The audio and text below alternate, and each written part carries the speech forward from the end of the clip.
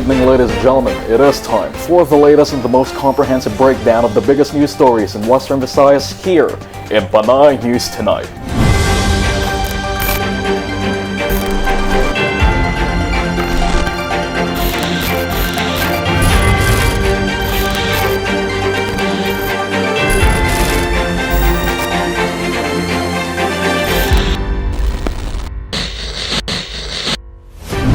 An ambulance driver was killed and 3 others were injured in a road accident on Lacson, San Sebastian Street in Bacolod City on Wednesday, November 11.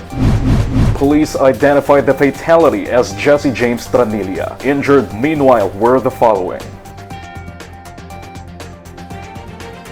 According to Police Station 1 Head Major Jovel Sedel, the ambulance was on its way to the city's Corazon Locsin Montelibano Memorial Regional Hospital when a sports utility vehicle driven by 21-year-old Kenny Arillo of Barangay Alihis, Bacolod City crashed against it around 1:15 p.m. Tranilla then lost control of the ambulance, which collided with a delivery truck driven by 32-year-old Genesis Graelios. The ambulance driver and Limaco were rushed to the CLMMRH, where the attending physician declared Tranilla dead on arrival. Sombero and Cajeros, meanwhile, were brought to the South Bacolod Hospital. Arillo and Graelios, on the other hand, were brought to Police Station 1.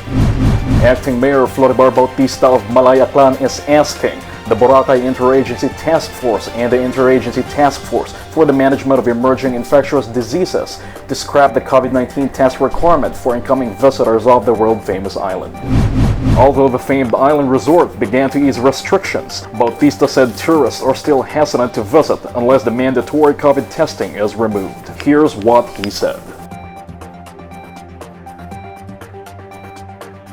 Currently, Boracay tourists are required to secure a negative RT-PCR test result 72 hours prior to their date of departure. Visitors also need to submit a health declaration form on aklan.government.ph and present proof of hotel booking before they will be allowed to enter the island.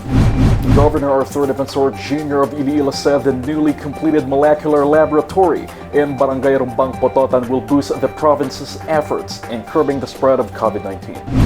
According to Defensor, the new laboratory, along with RNA extraction and polymerase chain reaction machines, cost around 19 million pesos. Sa Department of Health, musto lang sa licensing sa mga molecular laboratories kag sang RATM, gin-inspect nila ang aton nga facility, tapos na ang aton nga molecular laboratory, ang building bala. Kag sa subong siguro may pilanaw lang kagamit ang wala pa matakod ang mga fixtures bilang kinahanglan sa laboratory, pero kumpleto na ina.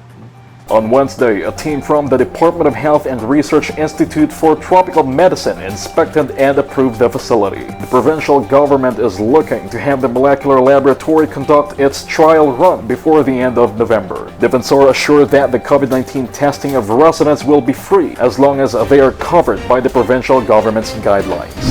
And those were tonight's latest headlines. This is Panay News, the #1 digital and printed news in the region. Don't forget to always wear face masks and face shields, sanitize your hands, and observe proper physical distancing. Follow us on Facebook, Instagram, and Twitter. Also subscribe to our YouTube channel. Stay safe, Western Visayas. See you again tomorrow evening.